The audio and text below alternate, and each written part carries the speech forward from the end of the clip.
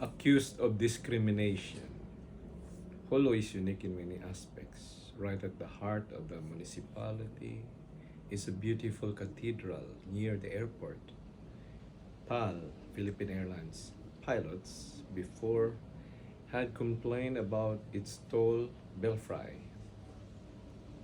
When they petitioned the Muslim mayor to remove it, the mayor told them to transfer the airport somewhere else. One bright morning, a lady entered my office. "Father, I want my child baptized," she said in a polite manner. I looked at her turong, veiled, and was speechless for a while. I knew she was a Muslim, but why would she want her child to be a Christian? I do not want to baptize a Muslim myself, lest I be accused of engaging in conversion.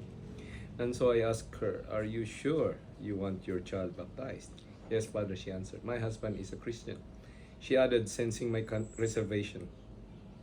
In Holo, mixed marriages between Muslims and Christians are a common practice. Children of the couple are either baptized in the Christian or Muslim rites, depending on the consensus of the parents. Does your husband know that you are going to have your child baptized in the Catholic Church? I asked again. "Yes," he said. She said. "But where is he?" I asked curiously. "He is on duty. He is a member of the PNP, Philippine National Police, and he could not come," he answered. Then she said something that caught me by surprise. "Father, I want half of the sponsors to be Muslims," she declared. I did not react immediately. I was trying to formulate my answer in a way that she would understand easily. Okay. "Okay," I said, "we have no problem baptizing your child, but we could not allow Muslim sponsors." I have not even finished explaining when the lady started to react. "I didn't know that you discriminate here in your church.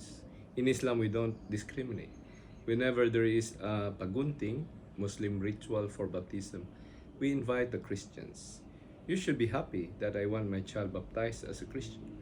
All that I am asking is that half of the sponsors of my child will be Muslims," the lady said, with a tone of indifference in her voice. I stayed calm. I knew that it was my responsibility to explain to the lady. "In our Christian tradition," I said, "baptism is not just a social event, but a religious event. The sponsors virtually become second parents, and they assist the parents to help the child grow to become a mature Christian. Besides," I continued, "during the baptismal ceremony itself, sponsors say Catholic prayers and do Catholic gestures, such as making the sign of the cross. I don't want to oblige the Muslim sponsors to make the sign of the cross, and I don't want them to do it just for its own sake without really meaning it.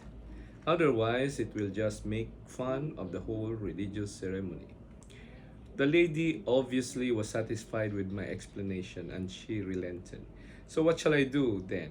Because I have already informed them," the Muslim lady asked, referring to the supposed Muslim sponsors, her voice mellowing down this time.